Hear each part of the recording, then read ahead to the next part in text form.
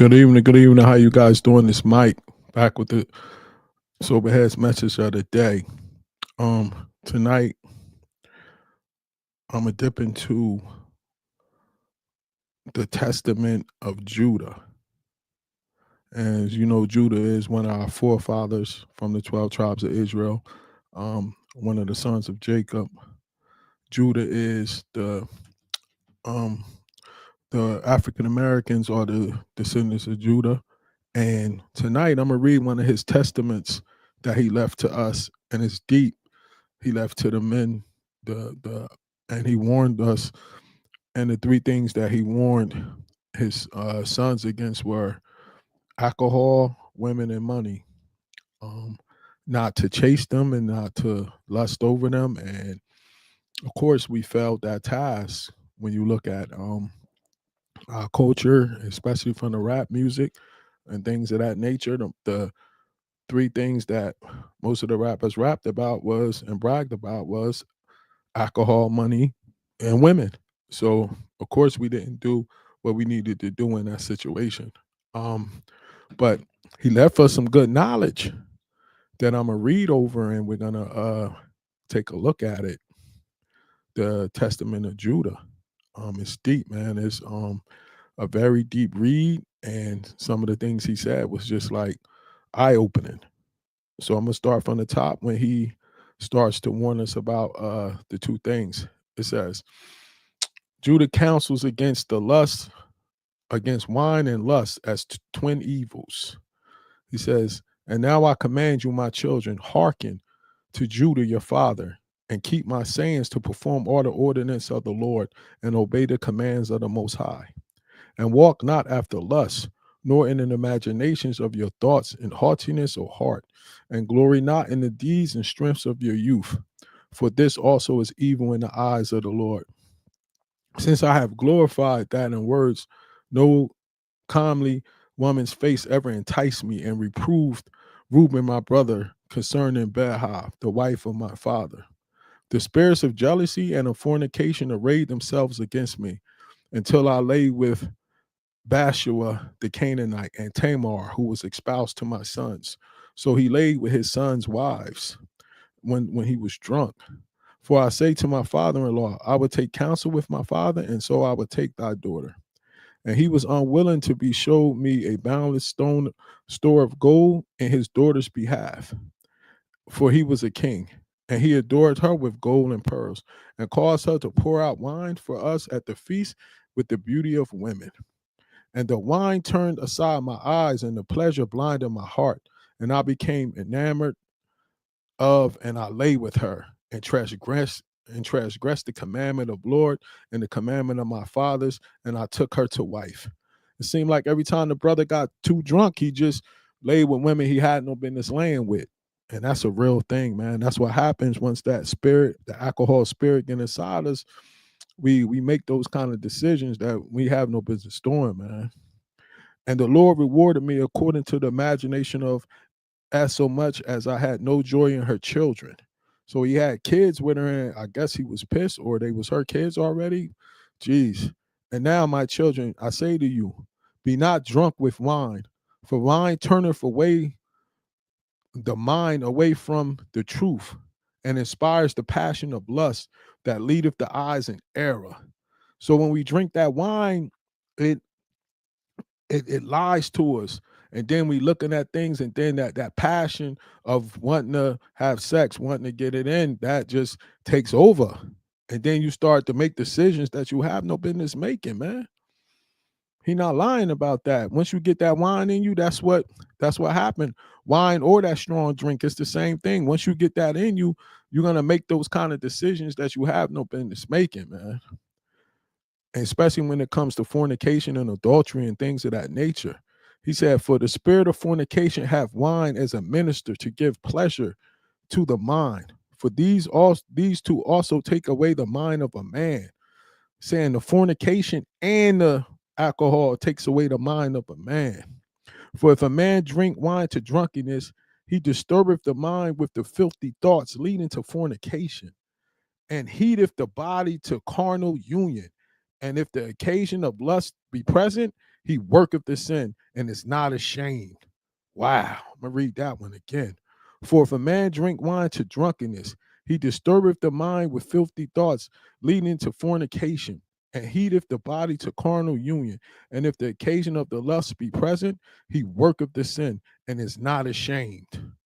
So as soon as we get drunk and we see that shorty around us, and we get hot carnally, that just leads to us to do the fornication and commit the sin and not even be mad about it when we're done, because that alcohol is still in us. And so now we're like, man, I don't even care about what I did, and I'm probably trying to get more. That's why that alcohol is a dangerous thing, man. Judah knew what he was talking about. He breaking this down, man. Such is an abbreviated man, my children, for he is drunken, reverence no man. Sheesh. For lo, it made me also heir, so that I was not ashamed of the multitude in the city. And that before the eyes I turned aside unto Tamar, and wrought a great sin, and uncovered the coverings of my son's shame. He was drunk when he ran into his son's wife, one of his sons, and he ended up having sex with her, man. And after I drunk wine, I reverenced not the commandment of the Most High, and I took a woman of Canaan, the wife. And he said he knew that the Canaan people was wicked and he had no business marrying her. But once he got drunk off the wine, he just forgot about everything and just did what the flesh told him to do, and he got caught up in the lust. For much discretion needeth the man who drinketh wine, my children. And herein is discretion in drinking wine. A man may drink so long as he preserve his modesty. He's saying to them that it's okay to drink if you can preserve modesty. But most times, once we start getting drunk, all that modest thinking and everything goes out the window. So if you already know once you get to that point of getting drunk that you can't handle it and you're no longer modest, he's saying it's not a great idea to get drunk. You get what I'm saying? Like, it's this deep, man, because he was a very powerful brother and the alcohol was no joke.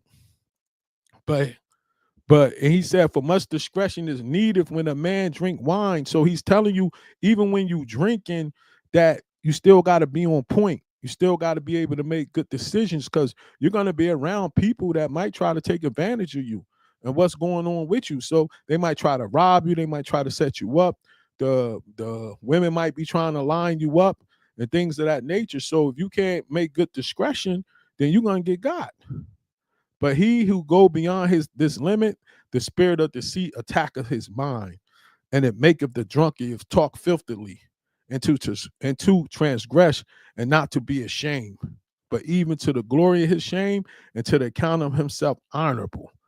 So he's saying once you get the alcohol in you, it starts to attack your mind. Then you start to talk filthy to the woman that you with, or the man that you with, if you're a woman, and then it just leads to you committing the sin of fornication, and then you loving the sin so much you bragging about it.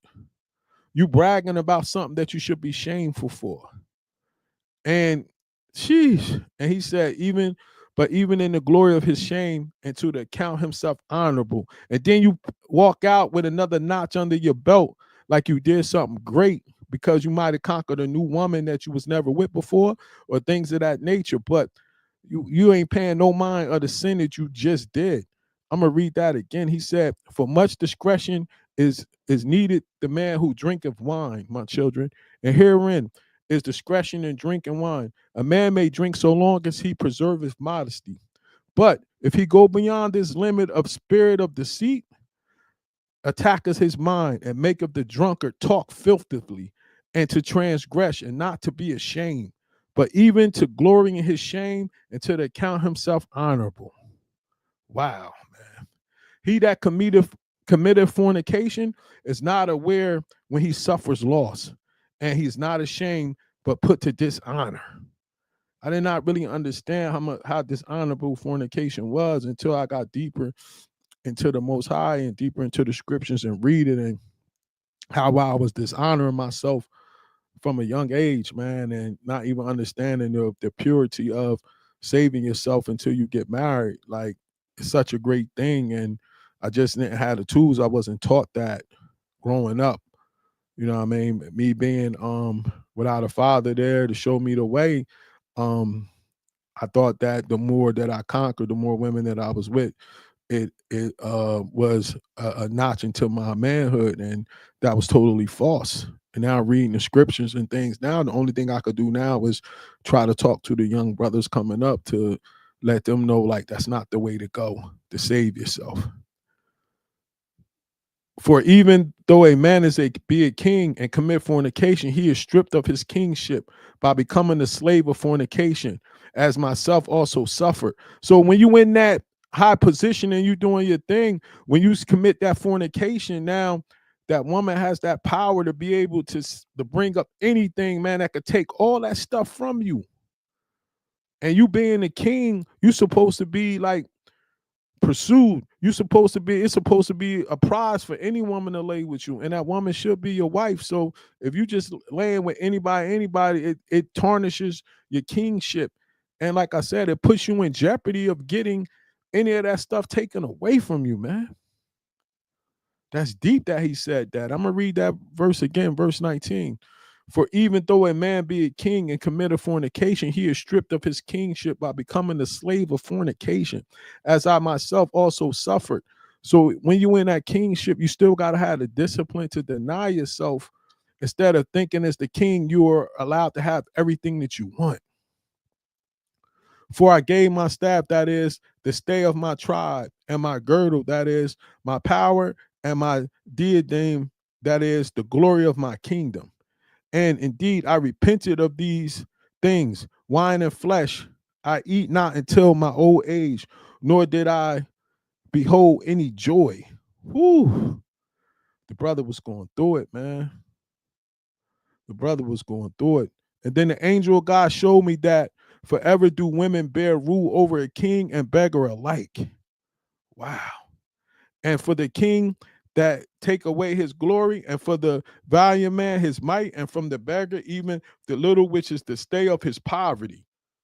He's saying that once that woman got you in her grasp, she gonna eat you alive until it's nothing left. From the king all the way down to the bottom man, they all suffer the same fate when they pick that wrong woman, and the flesh that they chase. Once she know that you're chasing her flesh, she got the power to destroy everything you have. That's deep, man. And he said, and the angel of God showed me that forever do women bear rule over a king and a beggar alike.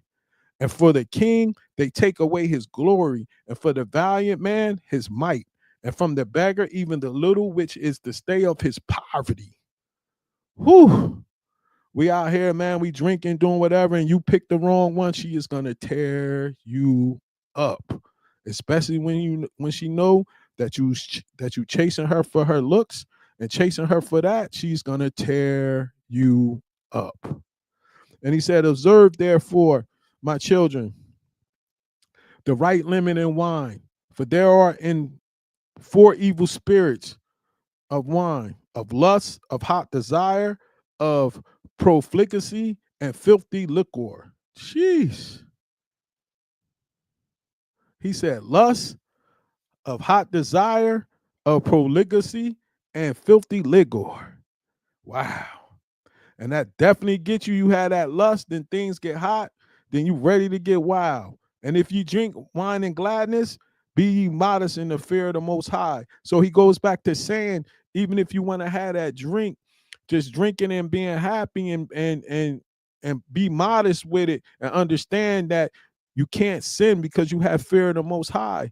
But me as a person, I can't take a drink at all. This is just the information for those out there that still can drink. Keep it under control and always be modest, because the fear of the Most High. For if you are gladness, the fear of God departeth. But if in your gladness the fear of God departeth, then drunkenness arises and shamelessness stilleth in. So once you get past that point and you start getting drunk, you're not going to care about the consequences of what you're doing, and that fear of the Most High is going to be gone.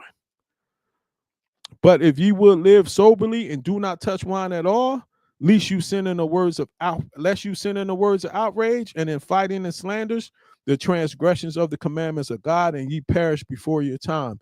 He's saying that if you don't pick up the wine, you should be good, because it should keep you out of fights. It should keep you out of arguments. It should keep you from transgressions of the law of the Most High, and you should have a nice time on earth or have some long years. But when you messing with that stuff, it's going to get you in all of these different situations, and it's going to cut your time short of living, man. Moreover, wine revealeth the mysteries of God and men, even as I also revealed the commandments of God and the mysteries of Jacob my father to the Canaanite woman Bathsheba, which God bade me not to reveal. That's when he messed with his father's wife. Jeez, this alcohol had my brother off the hook, man. And wine is the cause of both a war and confusion. Wow, let's go back to that again, man. Wine is the cause of both a war and confusion. Next, he gets into the money. So I'll probably touch on that one tomorrow. But some of these joints that he got into was deep, man. Like, whew, the brother was talking about some stuff in here, man. He said, for the spirit of fornication have wine as a minister to give pleasure to the mind. For these two also take away the mind of a man. For if a man drink wine to drunkenness, he disturbeth the mind with filthy thoughts, leading to fornication that heateth the body carnal union. And if the occasion of lust be present, he worketh the sin and is not ashamed. How many nights that happened to us, fellas? You out there, you start drinking and stuff and this and that. The next thing you know, it's on with you on the shoulder. You're not even thinking about the fornication. You're not thinking about the sin that we committing. Once that, how Biggie said, once the Remy in my system, ain't no telling. You get what I'm saying? Once the Remy in my system, ain't no telling. He said it all on that verse. He said, for it made also an heir so that I was not ashamed of the multitude in the city. Even that before the eyes of all I turned aside unto Tamar and wrought a great sin, and I uncovered the covetousness of my son's shame. Wow. That's when he got with his son's wife. Whew. After I drunk the wine, I referenced not the commandment of God, and I took the woman of a Canaan, a wife. Whew. He did not listen to what God told him. God told him not to mess with those people, to stay within his tribe. And he still went out once he got that alcohol in him. He didn't even care after that. For much discretion needeth the man who drinketh wine, my children. Herein the discretion is drinking wine. A man may drink so as long as he preserve modesty. That's the hard part. Can you drink and preserve modesty at the same time? Keeping it intact, making sure you're good, making sure that you're able to control yourself, making sure that you can walk around and really conduct yourself as a man should. Stuff is no joke, man. The Judah was trying to give us the tools to be able to do what we need to do out here and to be sober minded and know how to conduct yourself, because brothers is getting caught up. How many times you could say, like, see yourself get caught up, or know people that got caught up, got caught slipping, got murdered, got robbed, and all of this because they was leaking, they was drunk in places they had no business drinking, maybe in a blackout or something like that. And it gets real deep because that alcohol leads to the lust. And like he said, once that woman knows she got you chasing her lust, she's going to break you down and take whatever you got.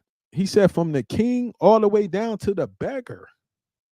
He said, and the angel of God showed me that forever do women bear rule over a king and beggar alike. And from the king, they take away his glory. And from the valiant man, his might. And from the beggar, even the little witches, the stay of his poverty.